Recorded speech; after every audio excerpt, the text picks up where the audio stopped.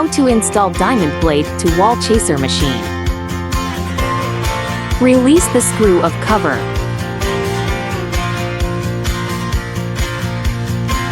Using spanner to hold machine spindle shaft. Release out the screw by Allen key.